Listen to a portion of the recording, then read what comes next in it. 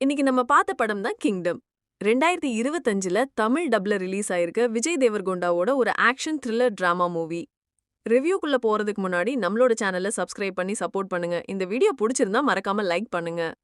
சிம்பிளான one line story என்னன்னு கேட்டிங்கன்னா, நம்ம கதையோட ஹீரோ ஒரு கான்ஸ்டபிளா இருக்காரு.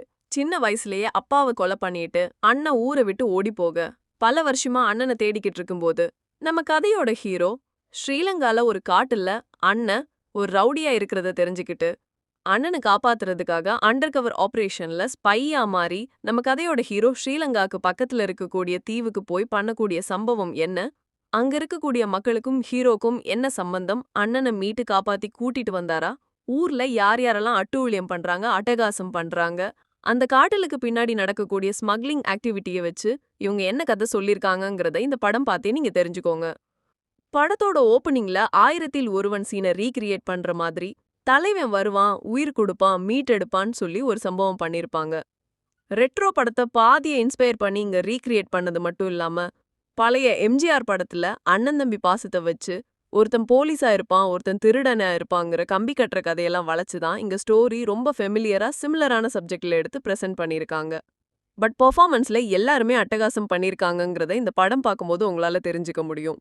அம்மா சென்டிமெண்ட்டுக்கு கூட இம்பார்ட்டன்ஸ் கொடுக்காம, அண்ணன் தம்பியோட சென்டிமெண்ட்ஸ்க்கும் எமோஷன்ஸ்க்கும் பிரதர்ஹுட் ஃபீலை கிரியேட் பண்ணணுங்கிறதுக்காகவே பாசத்தை பின்னி பிணைஞ்சு எடுத்து அதை சுத்தி நடக்கக்கூடிய கிரைம் டிராமாவை இன்ட்ரெஸ்டிங்கா போர்ட்ரேட் பண்ண நிறைய இடத்துல ட்ரை பண்ணியிருப்பாங்க. சத்யதேவ் அண்ட் விஜய் தேவர்கொண்டாவோட காம்போ அண்ட் அண்ணன் தம்பியோட சென்டிமெண்ட்ஸ் எல்லாமே நீட்டா கிளிக் ஆஃப் ஆனாலும் படத்துல கதையோட ப்ராப்பரா ஜெல் அவுட் ஆகல. நிறைய சீன்ஸை எலிவேட் பண்ண வேண்டிய இடத்துலயுமே ரொம்ப சட்டிலா சிம்பிளான ஒரு டோன்ல தான் கொண்டு போயிருந்தாங்க. ஜெர்சி படத்துல எமோஷன்ஸ்க்கு டைரக்டர் எவ்வளோ இம்பார்ட்டன்ஸ் கொடுத்தாரோ அதே அளவுக்கு இங்கே இம்பார்ட்டன்ஸ் கொடுத்திருந்தாலும் அந்த சீனோட நீடையும் டிமாண்டையும் இவங்க ப்ராப்பரா சாட்டிஸ்ஃபை பண்ணலங்கிறது இந்த படம் பார்க்கும்போது உங்களால தெரிஞ்சுக்க முடியும். பெர்ஃபார்மன்ஸை பொறுத்த வரைக்கும் எல்லாருமே பெர்ஃபெக்டா நடிச்சிருந்தாங்க. விஜய் தேவர்கொண்டாவை பொறுத்த வரைக்கும் ஒரு ஆக்ஷன் ஹீரோவா இந்த படத்துல ஷைன் ஆக என்னென்ன பண்ண முடியுமோ அத்தனையுமே லிஸ்ட் போட்டு டயட்ல இருந்து பிளான் பண்ணி பண்ணிருக்காருங்கிறத இந்த படம் பார்க்கும்போது உங்களால தெரிஞ்சுக்க முடியும். சிக்ஸ் பேக்ஸ் வச்சுக்கிட்டு வாய்ஸை ரெக்கார்ட் டோன்ல பேசிக்கிட்டு மொட்டையை அடிச்சுக்கிட்டு ஹீரோயின் கிட்ட கூட சிரிச்சு பேசாம கதைக்கு தேவையான ஒரு ஃப்ளோல போனாலும் அண்ணன் தம்பி எமோஷன், அம்மா பையன் எமோஷன்ஸ் எல்லாத்தையுமே அப்படியே விட்டுட்டு போயிட்டாங்க. பார்ட் 2க்கு லீடு கொடுத்து தான் படத்தை முடிச்சிருக்காங்க. ஓப்பன் எண்டடா பல விஷயத்த விட்டு வச்சிருக்காங்க. இது எல்லாத்தையுமே ஒரே படத்துல பிரசன்ட் பண்ணியிருந்தா படம் வேற லெவல்ல இருந்திருக்குங்கிறது நம்மளோட ஒரு பர்சனலான ஒப்பீனியனா இருந்துச்சு. இந்த படம் ஹிட் ஆகியிருந்தாலும் தியேட்டர்ல பார்த்தே என்ஜாய் பண்ற மாதிரி நீட்டான ஒரு டோன்ல எபோவ் ஆவரேஜான வாட்சபிள் ஆக்ஷன் டிராமாவாவே இருந்தாலும் பார்ட் 2 எடுத்தா கண்டிப்பா ஓடாதுங்கிறது இந்த படம் பார்க்கும்போது உங்களால தெரிஞ்சுக்க முடியும். ஏன்னா அதுக்கான செட்டப் எமோஷன்லயே உங்க பயங்கரமா சொதப்பி வச்சுட்டாங்க. பட் இந்த படத்தோட ஸ்டோரியை தாண்டி sub stories, layering, conflict, characterisation சொல்லி ரைட்டிங்ல எஃபர்ட் போட்டு நரேஷன்ல ஒரு மேஜிக்கை கிரியேட் பண்ணதுனால த்ரூ அவுட் த ஃபிலிம் உங்களால பார்த்தே என்ஜாய் பண்ண முடியும். Interval twist, climax, intro scene, 1920ஸ்ல இருக்கக்கூடிய ஃபிளாஷ்பேக்கை பிரசன்ட்டோட கனெக்ட் பண்ணி தலைவன் வரான், மக்களை காப்பாத்துறதுக்காக கடலையும் மனையும் எப்படி கலக்குறாங்கங்கிறது எல்லாத்தையும் இந்த படம் பார்த்து நீங்க தெரிஞ்சுக்கோங்க. படத்தோட செகண்ட் ஹாஃப்ல பல விஷயம் பயங்கர ஸ்லோவா லேகிங்கா தான் இருந்துச்சு.